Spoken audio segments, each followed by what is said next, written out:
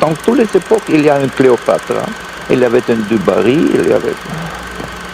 C'est toujours des archétypes, ça. Toujours des, Non, je ne crois pas. Je ne crois pas. Bonjour, dans le cadre de ce canal pour le cinéma TV et de la rubrique Ciné-Livre, je vous propose aujourd'hui ce roman graphique intitulé Crimi, Crimi de Thibaut Vermeaux et Alex W. Inker. Thibaut Vermeaux pour le texte, le scénario et Alex W. Inker pour les dessins aux éditions Sarbacane.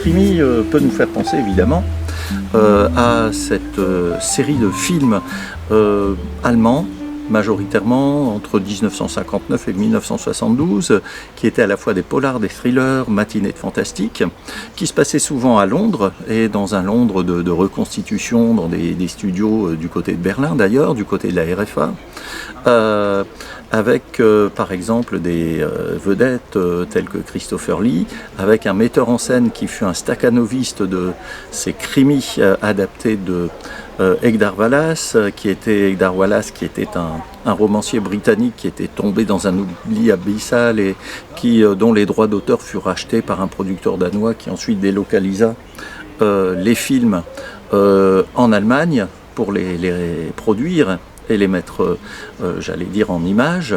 C'était donc pour le réalisateur un certain monsieur Alfred Vorer. Alors, que raconte Crimi? Eh bien, nous sommes à la fin des années 20, au début des années 30, nous sommes dans cet entre-deux du Berlin de l'entre-deux-guerres, du Berlin de l'entre-deux types de cinéma également, c'est-à-dire nous sommes à la fin d'un type de cinéma qui est le cinéma muet, nous sommes à l'orée d'un cinéma qui est le cinéma parlant, et en tout cas de plus en plus sonore, quoi qu'il en soit, et dans une grande artère de Berlin, à cette époque, vous avez un homme d'une certaine masse, d'un homme trapu, en imperméable et chapeau, et qui interpelle un autre homme qui n'est autre que Fritz Lang. L'homme massif n'est autre que l'un des personnages, et c'est là que ça devient intéressant, dès le départ, de Fritz Lang, qu'on verra dans M le Maudit, qu'on verra dans l'un des Docteurs Mabuse. Il s'agit de l'inspecteur Lohmann. Il est inspecteur Lohmann. Et donc Lohmann interpelle Fritz Lang, et c'est le début de notre roman graphique, pour lui parler d'une enquête en cours, et d'une enquête qui paraît comme difficile, puisqu'il s'agit d'une enquête sur ce qu'on peut appeler un tueur en série, avec un serial killer, comme on pourrait dire en anglo-saxon. Il s'agit du fameux vampire de Düsseldorf, qui, à cette époque, est recherché ardemment par la police allemande pour de nombreux crimes assez terribles, commis sur, en grande majorité, des jeunes femmes. Et donc Lohmann parle de cette enquête à Fritz Lang, tout en lui rappelant qu'il avait... certes, c'est un roman graphique, c'est une fiction, mais c'est en cela ça devient de plus en plus intéressant. Lohmann lui rappelle qu'il avait, voici quelques années auparavant, enquêté sur la mort de la première épouse de ce réalisateur, que l'on avait découverte suicidée d'un coup de revolver dans sa baignoire, avec le revolver donc de Fritz Lang. Et au moment où Fritz Lang avait déjà entamé une liaison avec une romancière et scénariste qu'il connaissait depuis 1917 de mémoire.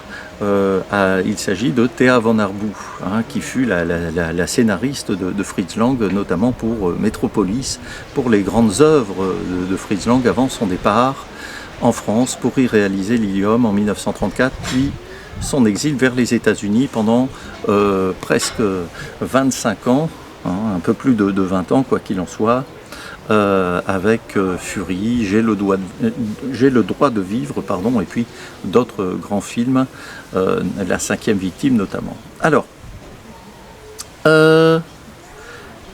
Loman donc va inciter Fritz Lang à s'intéresser davantage à cette enquête, davantage à cette série de crimes, puisque avec ce sens de l'ironie, avec ce sens aussi à la fois un petit peu du cynisme et j'allais dire, de la réplique parfois cinglante, il rappelle à Fritz Lang que son précédent film Metropolis, par exemple, n'a pas connu le succès escompté et a connu plutôt un succès moyen, même si ensuite on connaît le destin de ce chef-d'œuvre par la suite.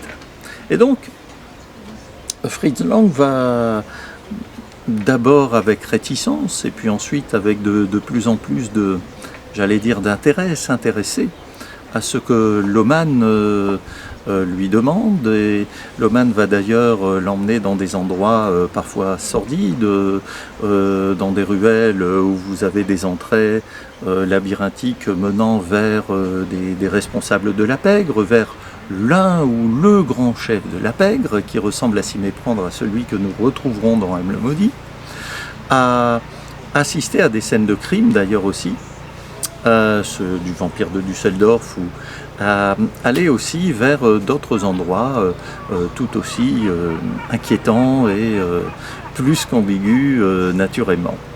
Et donc Fritz Lang va s'intéresser de plus en plus à cette enquête et à prendre des notes, à même en parler à son domestique Hans, qui est un personnage assez intéressant, avec à la fois son flegme, sa distance de domestique, un passé qu'on devine plus ou moins trouble également, et avec son sens de la phrase et des aphorismes, et j'allais dire de la synthèse. Et puis aussi avec d'autres personnages que nous rencontrerons au cours de ce roman graphique, évidemment, le fameux vampire de Düsseldorf qui sera arrêté, avec aussi la rencontre avec celui qui va incarner finalement cet assassin, ce tueur en série, ce serial killer, qui est un acteur de théâtre torturé à la fois physiquement et moralement. Il s'agit de Peter Lorre, qui va adopter d'ailleurs dans certaines planches cet air torturé devant un miroir et en faisant des grimaces, en tordant ses joues, tel qu'on peut le voir dans plusieurs scènes d'M. le Maudit, le futur film de Fritz Lang.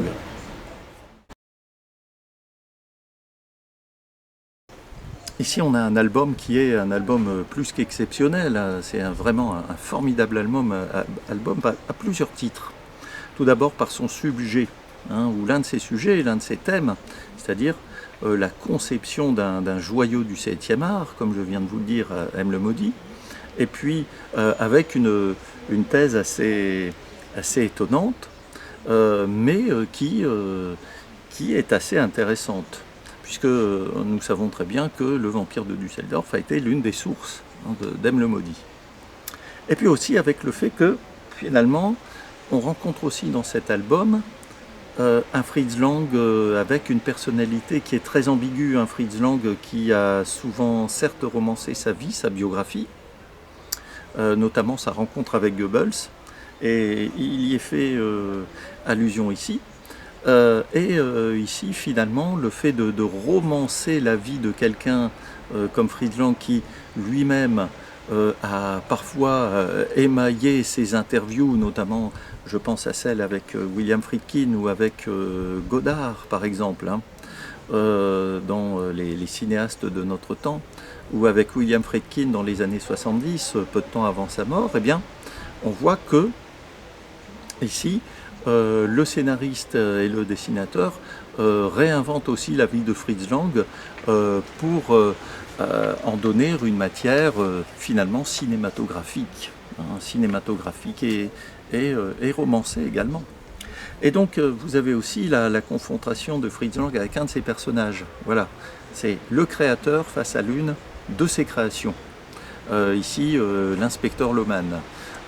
qui interviendra dans, comme je disais, à la fin de M. le Maudit pour arrêter, j'allais dire, l'assassin et pour arrêter aussi les gens de la pègre. Et qui mènera l'enquête également dans ce film pour confondre l'assassin, pour le traquer et l'arrêter. Alors, je parle d'enquête, oui, c'est un livre aussi d'enquête, de plusieurs enquêtes. Parce que c'est une enquête que l'on mène sur un assassin, c'est une enquête que l'on mène sur aussi la mort de la première épouse de Fritz Lang. Il y a cette enquête-là qui est toujours en suspens, j'allais dire en suspense, et puis il y a d'autres enquêtes qui sont menées sur les personnages de cette bande dessinée. Et puis aussi, c'est aussi un album, me semble-t-il, passionnant par sa conception. Avec un noir et blanc, nous y attendons évidemment, un noir et blanc formé par de l'encre de Chine, le fusain, et ensuite tous ces dessins à l'encre de Chine et au fusain sont comme polis, d'accord, pour en donner un grain qui peut faire penser au grain cinématographique. Vous avez aussi, je pense que de la laque, une sorte de laque ou de vernis a été utilisé pour donner parfois un brillant à ce dessin, puisqu'on alterne ici, je parlais aussi d'ambivalence, d'ambiguïté, de double tout à l'heure. On a un dessin qui est parfois charbonneux, parfois un peu plus blanc, un peu plus aérien en quelque sorte. Et puis, puisque je parle d'ombre également, je pense bien sûr aux ombres projetées de Peter Lorre lorsqu'on le voit pour la première fois avec la petite fille près du panneau sur lequel est collé un avis de recherche le concernant, et la petite fille au ballon qui sera ensuite assassinée, la petite Elsie, Elsie Beckman de mémoire. Et puis, effectivement, les ombres chinoises, puisque le dessinateur volontairement a représenté les crimes du vampire de Düsseldorf cette fois-ci, en ombre chinoise. Comme vous savez, ces films en ombre chinoise de Lotte Reiniger, qui était une cinéaste d'animation formidable à l'époque et qui travaillait cette matière des ombres chinoises, notamment pour ces films d'animation qui représentaient les 1001 nuits de mémoire. Et donc, vous avez aussi tout un univers qui est représenté, qui est un univers qui tient à la fois du polar, mais aussi du cinéma. C'est-à-dire avec cet art de la plongée sur des voitures, sur des personnages, cet art aussi des cartons, puisque le livre, ici, cet ouvrage est représenté en plusieurs chapitres avec des titres en lettres allemandes gothiques, et donc qui peut faire penser à des films expressionnistes de l'époque. Il y a cette touche expressionniste avec déjà toutes ces méthodes auxquelles j'ai fait allusion depuis quelque temps dans cette vidéo. Et puis, vous avez aussi ces parfois scènes qui sont représentées comme un plan séquence, une scène qui est représentée dans son intégralité et en plusieurs étapes et numérotée afin que le lecteur puisse suivre comme pour un montage, comme pour une scène en plusieurs instants, en plusieurs moments, l'intégralité, la continuité de cette scène, comme dans un plan séquence. Et puis aussi, vous avez des planches qui ressemblent parfois à un storyboard, des planches qui représentent soit les lieux du crime, soit le tournage de la femme sur la lune, Frau Ammand de Fritz Lang. Et puis, vous avez aussi cette représentation des personnages qui sont parfois touchants, bien inquiétants. Je parlais du domestique, Hans, je parlais également de Peter Lorre, et puis vous avez aussi toute cette pègre qui est représentée, et puis le vampire de Düsseldorf qui est enfin arrêté, et qui se prénomme également Peter, comme Peter Lorre, et Le dessinateur, Monsieur Inker, y a fait allusion dans une interview. Il a représenté avec une mèche et une moustache qui le fait ressembler à s'y méprendre à celui auquel nous pensons tous, c'est-à-dire Adolf Hitler.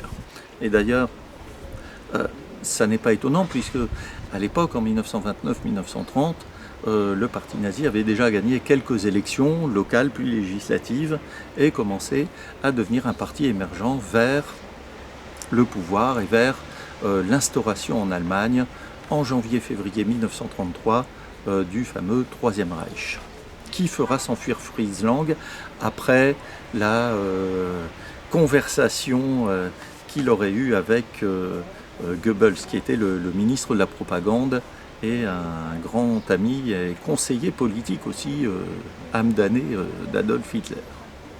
Ici, nous avons droit, je le disais tantôt, à un Peter Lorre inquiétant, touchant, et d'ailleurs on le voit apparaître et lui aussi s'informer, et lors d'une séance derrière un miroir sans teint, lors d'une séance d'interrogatoire, s'intéresser de plus en plus, comme à ses côtés Fritz Lang, à la personnalité du vampire de Düsseldorf, qui ici tient lors de l'un de ses interrogatoires un monologue sur son incapacité à maîtriser ses pulsions de meurtre. Et ça peut nous faire penser à cette formidable scène finale avec Peter Lorre qui avoue qu'il n'est pas capable de maîtriser ich kann nicht, je ne peux pas, sous-entendu, me retenir de tuer, d'avoir cette pulsion de meurtre, cette pulsion de crime. Alors, il y a aussi le fait que c'est un album qui est très très intéressant, et avec toutes ces allusions à la cinématographie de Fritz Lang, à la filmographie de Fritz Lang, d'avant son départ en France et d'avant son départ, je parlais d'exil tout à l'heure, exil volontaire aux USA. Par exemple, il y a des scènes où on voit représenter certains personnages, telles certaines scènes du Docteur Mabuse des années 20, qui, avec des yeux d'hypnotiseur, avec des yeux comme ça terrifiants, endormissait, hypnotisait ses victimes. Et puis d'autres scènes également, je pense aussi à Metropolis, il y a des scènes comme ça qui apparaissent, et notamment des allusions au fait que Fritz Lang se rend dans un cabaret dont le nom vous remettra certainement Metropolis en mémoire également, ou pour certaines scènes où toute la jet set, ou en tout cas le monde qui vit en surface en Metropolis, le monde des riches, le monde des nantis, de ceux qui ont tout, par rapport au monde des ouvriers, qui vivent dans un monde souterrain, dans ce fameux film de Fritz Lang scénarisé par Thea Van Arboe d'ailleurs, eh bien le cabaret Yoshiwara, Yoshiwara, le fameux cabaret Yoshiwara, où disons Maria, incarnée par Brigitte Helm, et plus spécifiquement l'androïde créé par le savant Rotwang d'après l'apparence de Maria, va danser pour entraîner toute la population du dessus, comme celle du dessous, ensuite dans une folie meurtrière pour mettre à mal le monde de Metropolis, et par rapport à la folie de Rotwang qui veut se venger de Friedorsen, qui est le grand patron, en quelque sorte l'un des grands patrons de Metropolis. Alors, il y a beaucoup donc de qualités dans ce roman graphique, et puis c'est un roman graphique qui travaille aussi des thèmes donc languiens, la notion de culpabilité, la notion de meurtre, la notion de bien, la notion de mal, et puis le fait de mener une enquête à la fois sur un criminel, mais aussi sur un assassin, mais aussi sur soi-même aussi parfois. Et donc Thibaut Vermeau et Axel W. Inker par ce roman graphique, nous entraînent dans tout un monde avec leur qualité scénaristique, leur qualité graphique, qui peut nous faire penser et rappeler à l'univers de Fritz Lang, mais aussi à un univers qui leur est propre et qu'ils ont intitulé Crimi, l'univers du crime et l'univers parfois des crimes. Il y a aussi une fin, même plusieurs fins, assez fortes, assez intenses, où Lohmann revoit Hans, mais dans de toute autre circonstances que celle majoritaire de l'enquête à propos du vampire de Düsseldorf et de la conception de M. le Maudit, mais qui ont à voir aussi avec tout ce qui a été développé dans le roman et certains thèmes du roman. Je n'en dis pas plus. Il y a aussi des retrouvailles à Paris entre Lang et Peter Lorre, et il parle d'autres exilés en quelque sorte, parisiens alors et ensuite américains, Billy Wilder par exemple. Voilà. Donc je vous invite plus que fortement à lire ce fabuleux album très très bien conçu et qui n'est pas qu'un album sur le cinéma, sur Fritz Lang, fait à la va-vite. C'est vraiment un album qui a pris du temps